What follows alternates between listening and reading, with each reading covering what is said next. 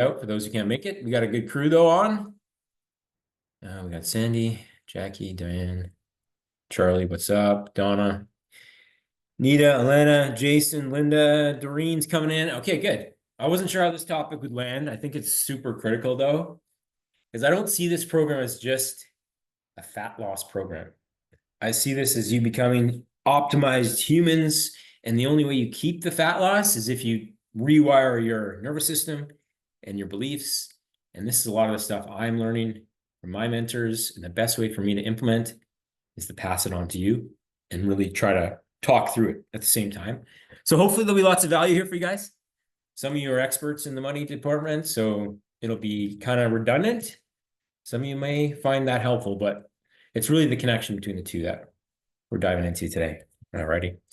So I'll share my screen. Feel free to use the chat to walk through any questions that might arise as we go through this, and we'll go from there. So we've coined this the money and fat loss codes. So the codes is basically like the operating system. And while your wallet and your weight often tell the same story. So a lot of people talk, at least early on, before they even join, oh, I need more willpower. I'm just not motivated. It's a discipline issue. And the truth is, those who succeed don't rely on willpower, discipline, grinning and bearing it and whatever else to get to their goals, at least not forever. It's more about patterns. And these are the unconscious beliefs. Oftentimes they try to protect you where you are, even if better is on the way, it's unknown to your nervous system, to your brain, so you self-sabotage. So we need to fix those patterns in order for the plan to work, for your results to come, and ultimately the outcomes are what you're after. So part one of this training is those patterns that repeat that oftentimes we are not even aware of. And it comes down to this three-part formula. If you've been around CalFit a while, we do talk about this, right? Gavin's calls would always go into this. Beliefs is where it all starts. Those are the stories you tell yourself about who you are. A lot of times I'll talk with someone, oh, I've got perimenopause, my hormones are holding me back. There might be a sliver of truth to that, but it's the behaviors that your beliefs are creating that are causing the outcomes. Meaning you don't try as hard, you don't stick to your plan, you fall off on weekends, and of course, you don't get the outcomes because you're not consistent. And it reinforces that belief that it's because it's your hormones or whatever else, belief you have. So we've all been through this loop at times, I'm sure, where you eat clean Monday through maybe Thursday, ironclad willpower, and then Friday night, your spouse brings home a pizza, you eat a bit too much of it, say I blew it. Now you're right into the pantry. You've got a bag of cookies. One becomes the whole box. You already failed. So why bother? Just reset Monday. Spoiler alert, you probably won't reset Monday. And if you do, it'll be temporary again. You'll be stuck in this loop. So again, it's not about discipline. It's about the belief system that you've set up that's, creating failure from the start. All right. And then we'll tie it into money too. Type of 1, though, if you've been through this loop, because we're trying to fix this for everybody, self-included. Money loop, same energy. If there's 2 lines of thought with money, it's those who are spenders and those who are hoarders, and they're both actually a bit of an issue at times, right? So this belief is I'm abundant around money, and it's all good this week. I'm going to start fresh, and then you get a bill you didn't expect, and it all goes to crap, right? Or you spend for the sake of it, right? You get a bit of extra cash, and now you have some necessary purchase on Prime days that apparently isn't really necessary. And then you check your bank, you feel the shame. Oh, geez, let's just not even look at it. Let's not think about it. Next month, we'll fix our budget, that kind of thing. Sorry, I'm trying to keep an eye on the chat here. That's a loop, just like fat loss is a loop. My codes were very broken growing up. Oftentimes there was more days than money left over at the end of the month. And when I went to buy my first condo in my 20s, I realized I had family members who took credit cards out in my name. And my credit score was a little bit damaged from that. They were paying the minimum, but there was outstanding balances. So I had to get a cosigner for my first condo. And the biggest one that I really struggle with, though, is the always do it yourself mentality. Duct tape on the car. Don't bring it into the dealership. You're going to pay too much. Driving across town to save a few bucks on gas. Like all these little things that, yes, cost money, but save you so much time. And what's the trade-off? Ultimately, time is more valuable for most of us. So it's about trying to overcome these bad beliefs, for better or worse. There's no bad people involved here. Maybe it was passed on from their parents, and then it continues to go down the line. So how do you break free? Well, that's what we're talking about today. Because what you're not changing, you're choosing. Not consciously.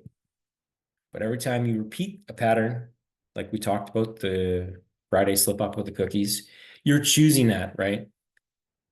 Even inaction is a decision. So it's not about like blaming yourself or blaming your willpower. It's about just becoming aware of it when it happens. Oh, I'm actively choosing to have more cookies here. Maybe one would have been enough and I could be, better serve my plan, stay on track. So why am I continuing to eat the whole bag? Let's figure it out, right? Because every pattern you protect, i.e. skip breakfast, grab a Starbucks latte, frappe, mape, 600-calorie drink, because you're saying to yourself, I'm too busy to prep or eat in the morning. And then, of course, what follows is the low energy, the sugar crash, right? So these columns all kind of work in unison. You ignore the credit card bill, say, I'll deal with it later. The debt continues to grow. Credit card insurance or the numbers add up fast, right? Say yes when you should say no. Oh, I don't want to have conflict here. I don't want to have an uncomfortable conversation, but then that resentment builds. Again, staying up scrolling. I need to decompress at night, but then you lead to poor sleep, exhaustion. So that's kind of the whole pattern, protection pattern. All right. So what's the result you keep almost getting? And then something happens. Because almost is the worst spot to be. And it's exhausting, right? It's a place where hope and disappointment meet on repeat. I liked how I worded that sentence. So I was making sure I was going to share that here. So you almost lost the weight. You almost lost the business. You almost stuck with the routine. You almost became that new version you wanted to become. So why is this pattern coming up? Why do you get so close, but yet so far? Well, we're going to talk about that because it's your nervous system running the show. So ultimately, when we do things like change our habits, start to lose weight, feel better about ourselves, all good things, right? At least on paper, but better can feel a bit dangerous and unknown to our nervous system. So it brings you back to what you know, even when you know that is hurting you in the long run, right? Abuse victims don't leave their spouse despite 6, 7, 8 attempts. Sorry, I don't have the exact numbers on that, but I read it on the podcast. Because the unknown is more uncomfortable than the known prison they're in, right? Known hell versus unknown heaven. So how do we override this? We're getting there. With food, though, a good example is that urge to binge at night. Why does it happen? It's not necessarily hunger, especially if you've kind of had your 3 square meals throughout the day. Well, food can come, a tool to create comfort, wash away the stress of the day. Maybe it fills an emotional void, or it's just a pattern that's built into you from childhood. The starving kid in Africa, finish your plate, can't leave the table to eat every drop. So maybe you grew up being told that, and now you're in that mindset. I can't waste any food. Unfortunately, you can't pack up that box of half-eaten Cheetos. And well, Cheetos might last the trip to China, but for most part, the food you're eating, you can give to someone else. All right, you can throw it out. That's okay, or it's your lunch for the next day. Okay, so this behavior does make perfect sense when you know it's not about the craving alone. It's not necessarily the sugar high, it's what that gives you internally. There you go, Rob. Save all the starving kids in Africa with their half-eaten chicken breast. Now with money, not about logic. So there's 2, like I talked about, overspending or hoarding, both problematic.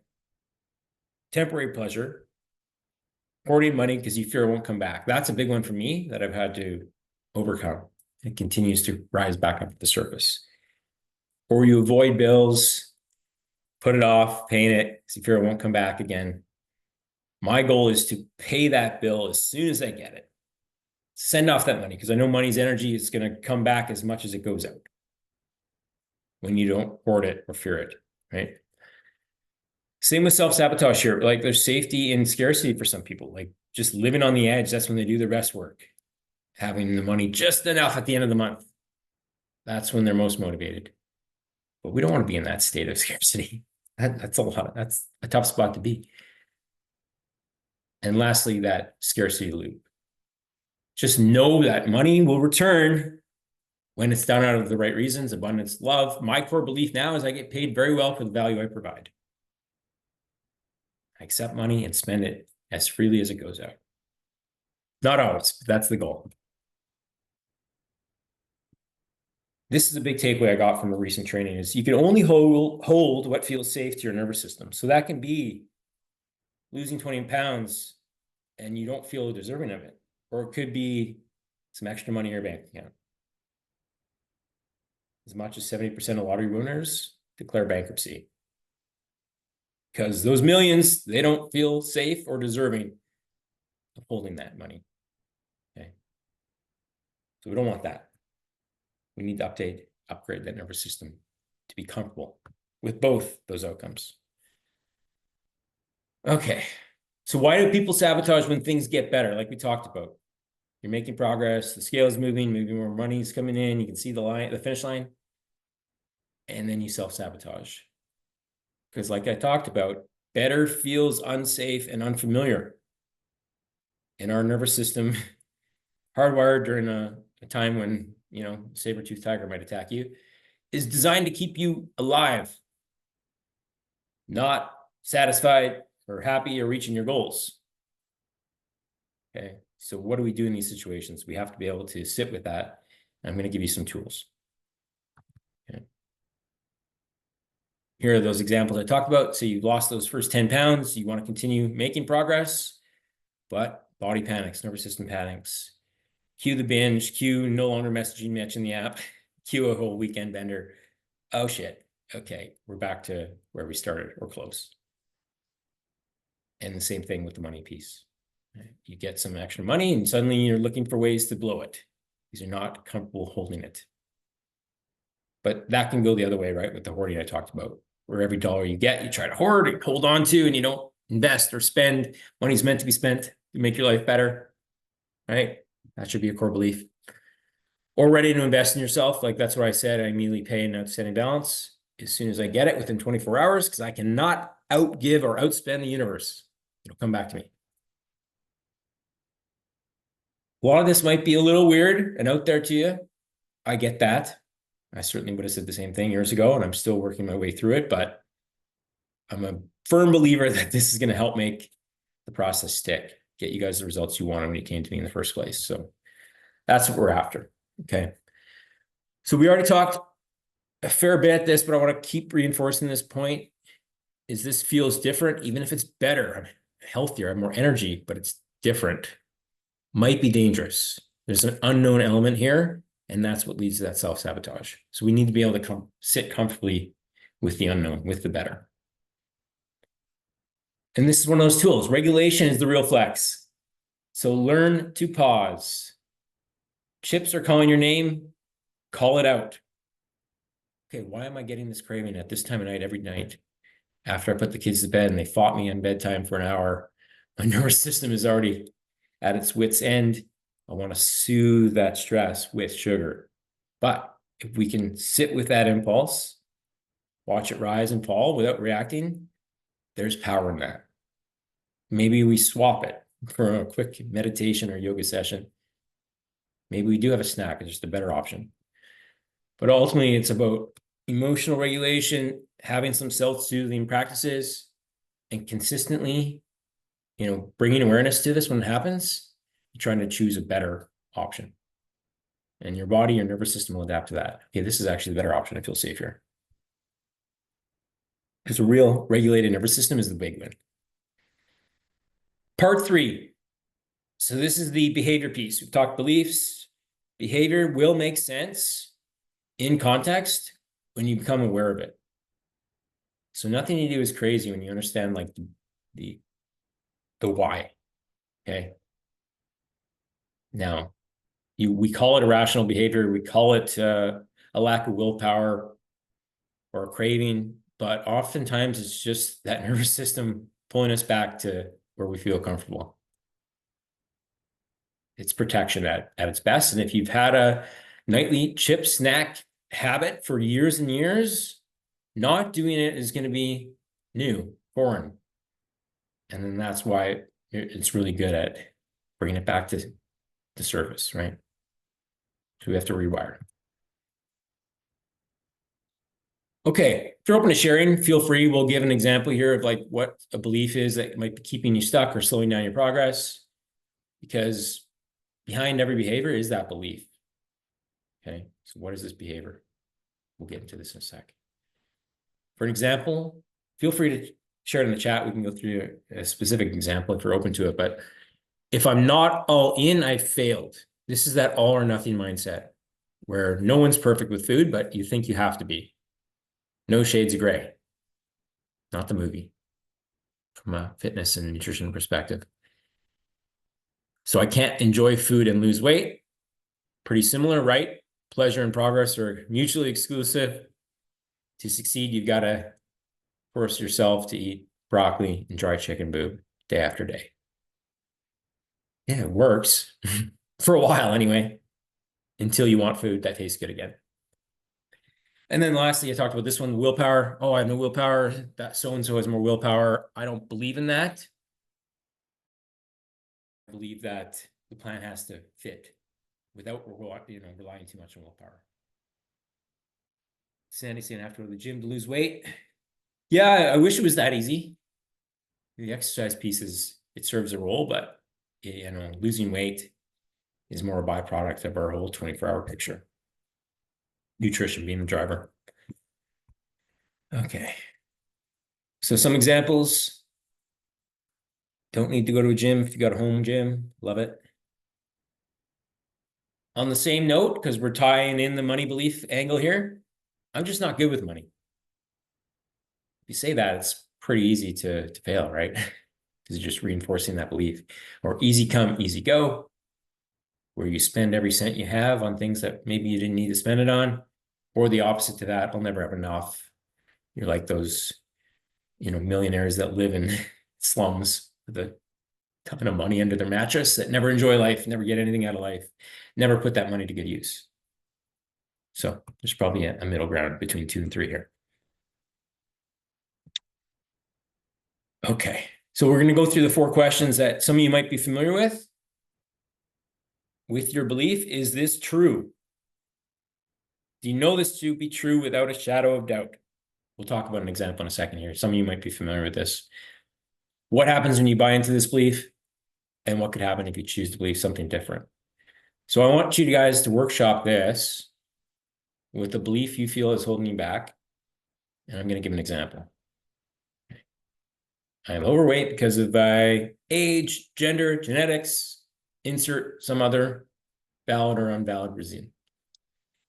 So we all know age, gender, and genetics do play a role. Some people have an easier time of it, but it's just a contributing part to it. Ultimately, we still decide what goes in our mouth, how much we move our body, the fundamentals, and without fail, when someone's consistent to their plan, they get results. Maybe not on the timeline they hope for, but on a timeline that will lead to success eventually. So with that first belief written down, hopefully you're writing this down. This is the best part, workshop things. That's what makes it work. Do you know this to be true without a shadow of a doubt? Unlikely. I always do this, and I look to someone tangible that's done exactly what I want to do with the same limitations. For example, there are lots of women in their 50s that come through this program, lost and maintain a really healthy weight, despite hormones. So there you go. There's someone like me, hopefully with similar challenges, that I can look to as an example of what's possible. What happens when you buy into that original belief? sense of powerlessness, resignation, ultimately inaction though, right? You just don't put in the full effort because you don't believe you can make it. Fate is predetermined. And then the last most important question is what could happen if you chose to believe something different? That you have agency, 100% responsibility, that your current situation can change. It's within your control on some level with the right support, whatever you need. Okay. If you're open to it in the chat, I would just quickly type 1 through 4 and share the answers to those 4 questions, or send it to me privately. I know some of you are in the car right now, but absolutely workshop this because I can help you kind of go through it.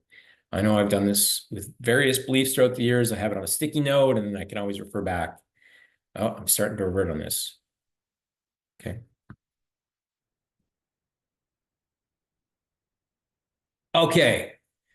Because ultimately what you believe, you prove. So the belief might be, I always fail at this. Nothing works. The behavior, of course, is you don't really fully commit. Half-hearted effort leads to half-assed results. The outcome, oh, it doesn't work again. And then the confirmation is, see, I knew it. I always fail because of X, Y, Z.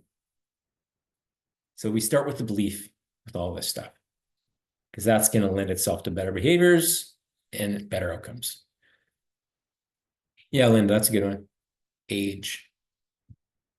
We've got examples all over the place in our program, but also social media, widespread. Women, men in the 70s, even 80s were crushing it. And they're no different than you. Okay, last but not least is part 4, the fun part. You become what you can hold. Because you don't reach your goals, you become someone who's basically deserving of your goals through the unsexy work day to day to change your identity and your behaviors. So we talk about force versus flow, having to follow a plan perfectly, white knuckling your way through it, doing things you hate doing. You hit the goal weight, you exhale, go back to exactly how you lived before. And that's obviously what happens there is you return to the body, the health, the routines that you had before you lost the weight. You don't sustain it. Whereas in flow, we regulate that nervous system we talked about, knowing how to handle the ebbs and flows and those points in your day when you start to make the wrong choices. You update your beliefs, you shift your identity to be someone that just exercises on autopilot or eats better on autopilot, and you hold the result. Because it's not what should I eat, it's who do I need to be to eat well on autopilot. Because this quote, I don't remember where I saw it, but you could insert eating healthy for exercisers, but people who see themselves as someone who does these things, this is part of who I am, are more likely to stay consistent.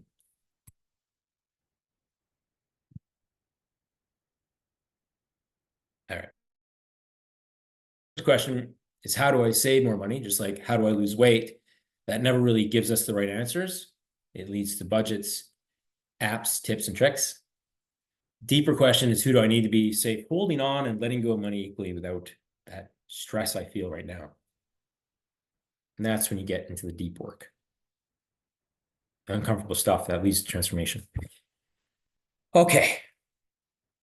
Just want to unpack this. Anything that's coming up for you guys, feel free to use the chat, unmute yourself. We've got a few more slides here, of course, but for the most part, we've gotten through it. I just have a quick actual document that you all are going to go through. So the real work ultimately is to regulate your body when you get into those patterns where it leads you into the pantry or whatever the case may be, or overspending or hoarding. Question those beliefs. Are they serving you? Probably not from a big picture perspective. And then let's get that new identity shift happening. I am someone who exercises. Oh, I should be exercising because Mitch said so. That might get you started, but we want to build this identity where it's second nature. Operate from power, not from panic.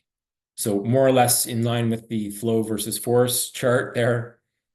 We want decisions made from clarity where everything feels possible. Okay. more or less repeating what I've already said. You don't need another perfect plan. You need a new pattern, the inner work that has to work first.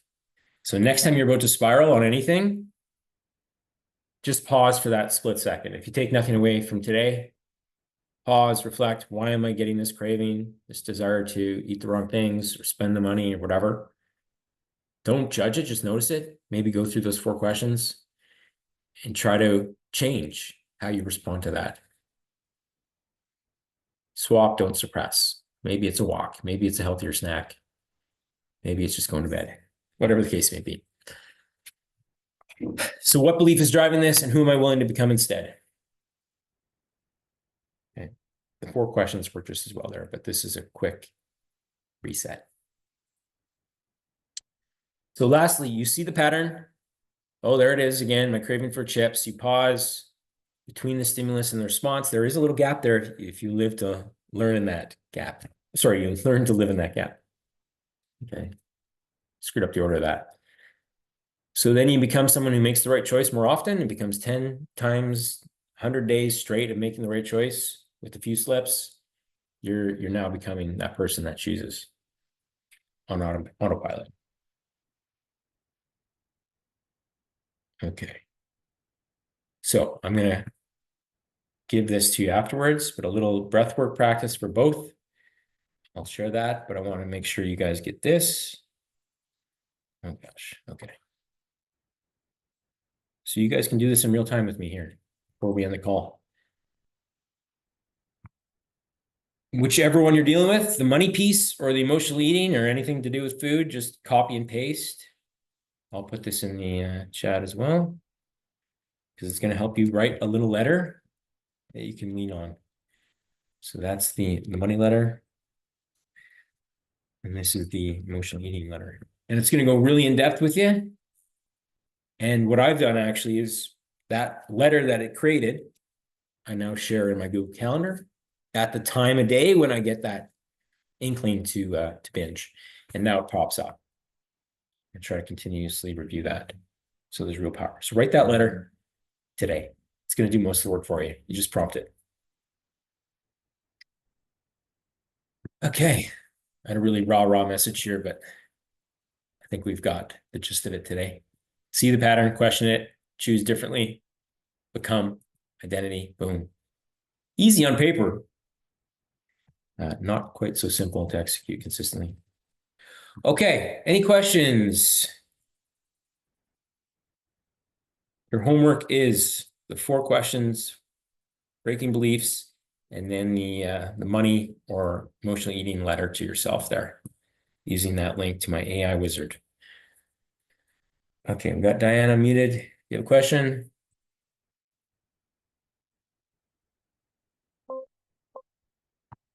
Guess not. Anyone else? Helpful? Overwhelming? Bit of both. That's fair. I'm still working my way through it, but I think this is where true transformation lies, is the deep work here. Not just the tactics, the cap, and the strength workouts. That's the surface level stuff that's important, but just benefits from all this inner work. Got a private message there. I won't go through that right now. We'll talk after. Okay, anyone else? Don't be shy. Hey, Mitch. Hey, Charlie, what's up? Yeah, I just gotta say, because you know my situation, I think about money every single night by accident. Mm-hmm. And it won't be easy to change, right? That's why we go through this on a daily, especially if you get it at a certain time of day, you start getting stressed about it. That's when you go through some of these practices we talked about. The money letter, 4 belief breaking questions, trying to change our relationship with both food, money, whatever's causing the stress. It takes a long time to rewire your nervous system to choose better thoughts, better behaviors, etc. So we can workshop that together after if need be. Anyone else?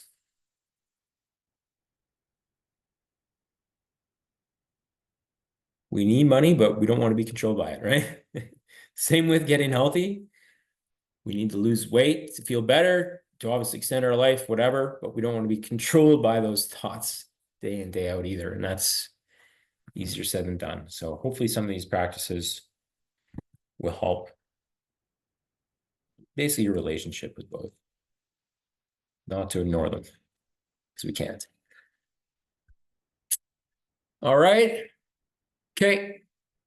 I know it's a touchy subject, so if you have anything specific to your situation you want to address, you guys know where to find me. Have a good rest of your day. We'll chat very soon. Cheers. I like that.